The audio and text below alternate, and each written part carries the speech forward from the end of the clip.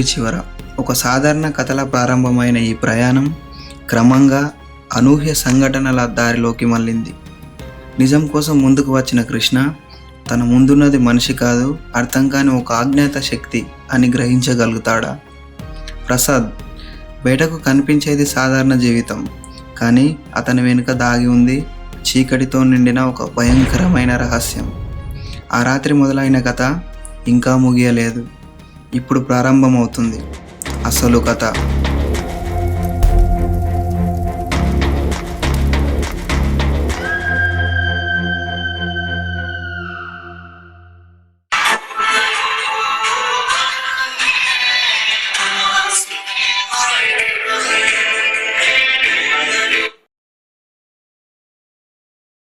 Hello.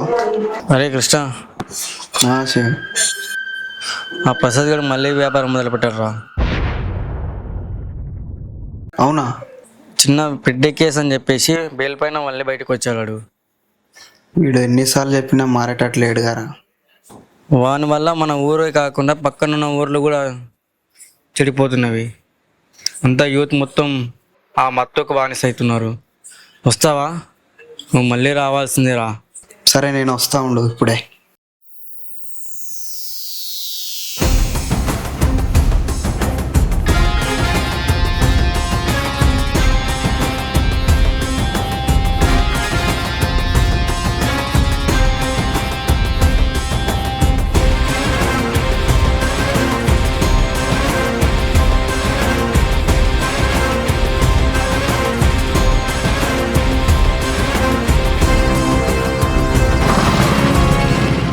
అరే ప్రసాద్ గారిని ఏం చేద్దాం రా? ఏం చేద్దాం కాదు, చంపేద్దాం. మర్డరా, పోలీస్ కేసులు ఇవన్నీ మనతో రిస్కులు రా. చాలా రిస్క్ అవుతుంది మనకొద్దు ఇలాంటివన్నీ మనకొద్దు. పోలీసులు కేసులు ఇవన్నీ తర్వాత సంగతి, ముందైతే వాడిని వేసేద్దాం. వాడు కూడా మనోడే కదరా, చంపడం ఎందుకురా? ఎవడు మనోడు? మనోడు అనుకుంటే భారతంలో కౌరవులు పాండవులు అన్నదమ్ములే, కానీ ధర్మం తప్పితే అన్నదమ్ములు కూడా చంపుకోవాల్సి వచ్చింది. కురుక్షేత్ర యుద్ధం జరగాల్సి వచ్చింది. ధర్మం గెలిచిపించడం కోసం మనోళ్ళని చంపినా తప్పులేదు. వాడిని వేసేద్దాం ఈరోజు. అది కాదురా. ఏది కాదురా? నువ్వు అవన్నీ మాట్లాడకుండా వచ్చి నా బండెక్కు. వాడు ఉంటారు ఏడ దొరికినా నాకు చెప్పు, వేసేద్దాం ఇప్పుడు.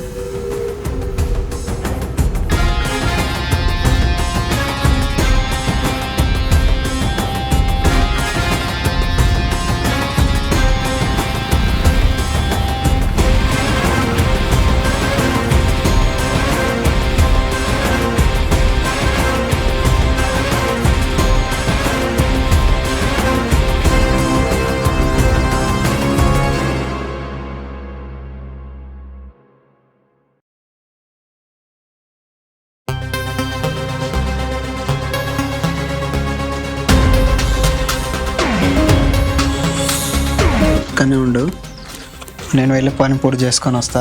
బండి రెడీగా పెట్టు. ఆగు.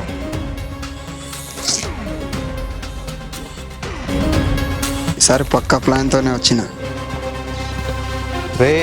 రేపు సాయంత్రం కల్లా సరుకు రావాలి.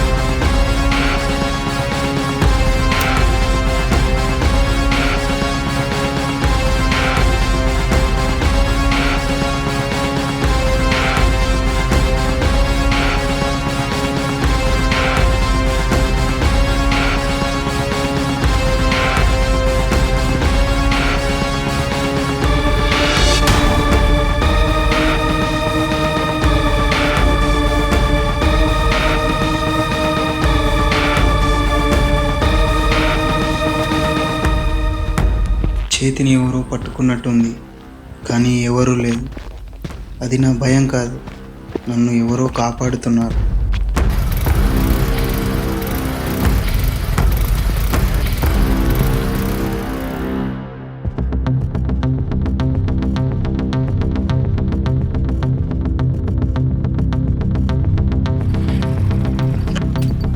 ఏమైందిరా?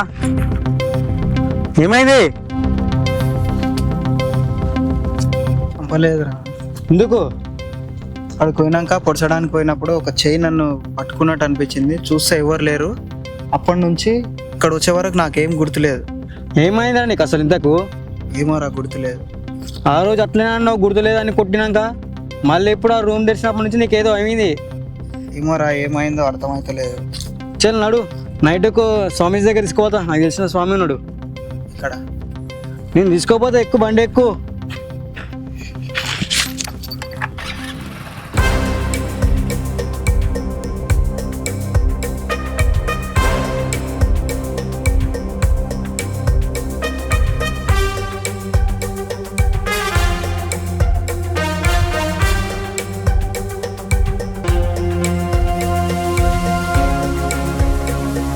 చెప్పండి ఏం కావాలి?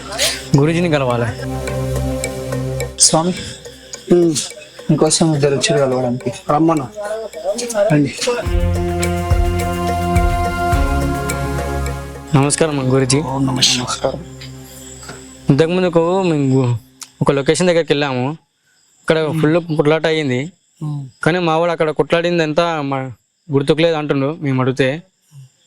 మళ్ళీ ఈరోజు అక్కడ లొకేషన్కి వెళ్ళాము. అక్కడ జరిగిన సన్నివేశాలన్నీ మర్చిపోయాడు. మళ్ళీ మేము వచ్చి అడుగుతా అంటే గుర్తులేదు, మనకేం తెలియదు అంటుండు. ఏమైంది ఇంతకు మా వానికి? ఎందుకు ఇలా బిహేవ్ చేస్తున్నాడు?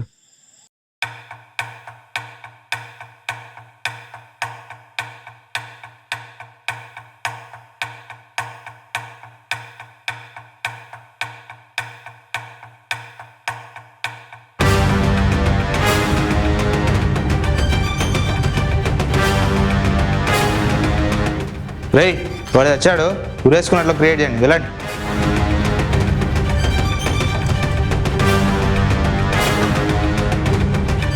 ఈ కాలంలో అమ్మాయిల పైన ఊరి పైన ప్రేమ పెంచుకుంటే ఇలానే ఉంటుంది.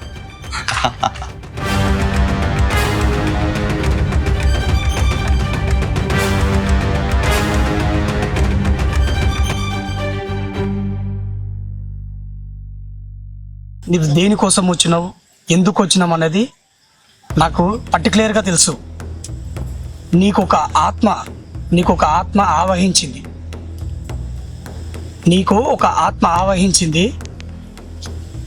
నీ లోపల ఉన్న తప్పులను చాలా చెడు మార్గంలో నడిపిస్తుంది. కానీ ఆ ఆత్మకు దైవభక్తి తోడైంది. స్వామి, ఇక్కడ అంతమంది ఉన్నాగా ఆత్మ నా శరీరాన్ని ఎందుకు ఆవహించింది? నీకు తెలియని రహస్యం ఏంటంటే, ఇప్పుడు ఊర్లలో దేవార్లు ఉంటాయి, దయ్యాలు ఉంటాయి కదా. ఆ ఆత్మకు కూడా నీతో తెలియని ఏదో ఒక బంధం ఏర్పడి నీకు ఆవహించింది ఆత్మ. అంటే దేవర్లు కదా, కొంతమందికి పూనకాలు వచ్చినట్టు ఇది నా మీదకి వచ్చింది. నీ మీదకి వచ్చింది. ఇంకోటి ఏంటంటే, ఆ ఆత్మ కూడా దైవ శక్తి తోడవుతుంది. నిన్ను ఆవహించడానికి కారణం కూడా ఏదో దానికి నీ పైన ఏదో ఒకటి ఆవహించింది. బాగా గట్టిగా ఉంది, నీ మీద గట్టిగా ఉంది ఒకటి. ఇంకో విషయం ఏంటంటే, నీవు చంపబోయే వాళ్ళను కూడా నిన్ను ఆపుతున్నది ఆ ఆత్మనే. ఇట్లా ఎందుకు ఆపుతుంది? నేను చంపబోతున్నది ఆత్మను చంపిన వాళ్ళనే. కానీ ఆత్మ కూడా ఏంటంటే దైవశక్తి తోడుంది కాబట్టి నిన్ను చెడు మార్గంలో నడిపేయకుండా ఆత్మ కూడా నీకు తోడ్పడుతుంది. మళ్ళీ ఇప్పుడు ఏం చేయాలి స్వామి? మాకు దారేది. మేము వాళ్ళని ఖచ్చితంగా చంపాలి. ఎందుకంటే వాళ్ళ వల్ల ఆ ఆత్మ ఒక్కటే కాదు, సొసైటీయే ఖరాబ్ అవుతుంది. ఆత్మ దైవశక్తి మార్గంలో నడుస్తుంది కాబట్టి నీవు దైవానికి విరుద్ధంగా పోకూడదు అనే విషయంతో ఆ ఆత్మ కూడా నిన్ను ఒక దోషిగా నిలబెట్టకుండా నిన్ను కాపాడుకుంటూ వస్తుంది. అదంతా ఓకే కానీ స్వామి, వాడు అట్లే బతుకుంటే మాత్రం ఈ సొసైటీ ఖరాబ్ అవుతుంది, యూత్ ఖరాబ్ అవుతుంది. ఏదైనా చేసి వాడిని చంపాలి. కారణం ఏదన్నా అవకాశం ఉంటే మీరే చెప్పండి స్వామి.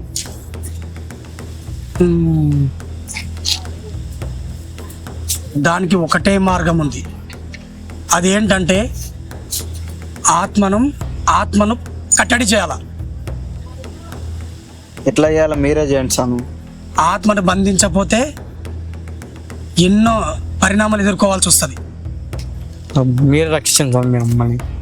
మీరే ఏదైనా నోట్ చేసి ఆత్మను బందీ చేసి మాకు కొంత టైం ఇస్తే వాడిని చంపేస్తాం. అప్పుడు ఈ సొసైటీ బాగుంటుంది. వాని వల్ల మా ఒక్క ఊరు కాదు, పక్క ఊర్లో కూడా చెడిపోతుంది. మేము చేసేది కూడా సొసైటీ బాగు కోసమే. మా స్వార్థంతో ఏం చేస్తలేము. మన ప్రజలందరూ సంతోషంగా ఉండాలని మేము చేస్తున్నాం ఈ ప్రయత్నం. దానికి ఒకటే మార్గం, మీరు చెప్పిన విధానం చూస్తే దానికి ఒకటే మార్గం. అది ఏంటంటే ఆత్మను కట్టడి చేయడమే, అంతకు మించి వేరే దారి లేదు మీకు.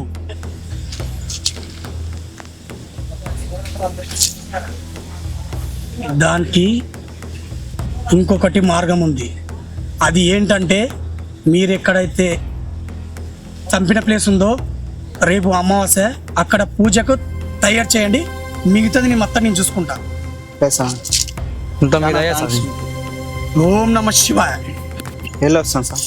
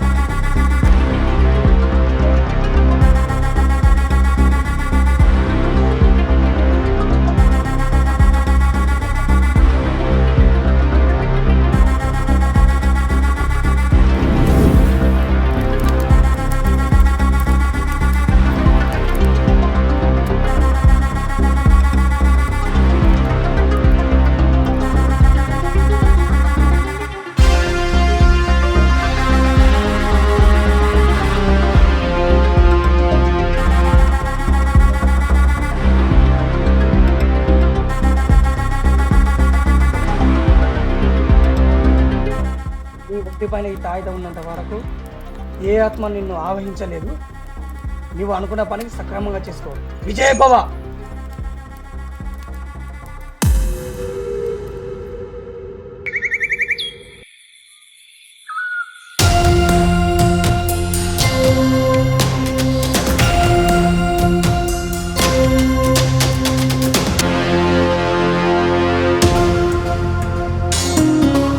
ఏంట్రా సరికేమన్నా కావాలా? కాదురా, ప్రాణాలు కావాలి. పానీపూరి బండి దగ్గర పేద అడిగినట్లు అడుగుతున్నావు ఏంట్రా? నా ప్రాణాలు రావి.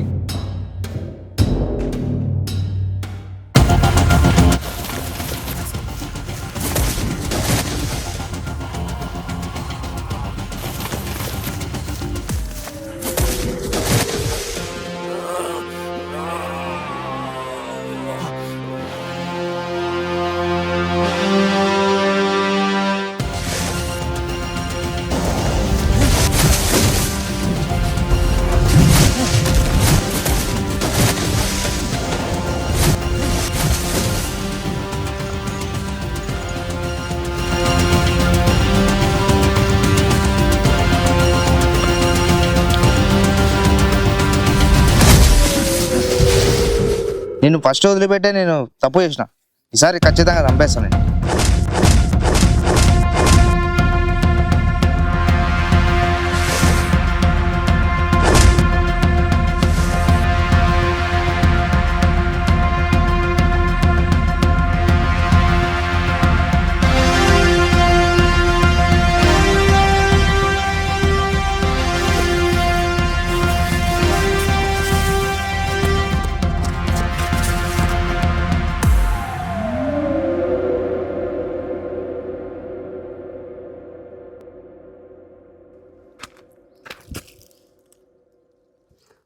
చిన్న కొడుకు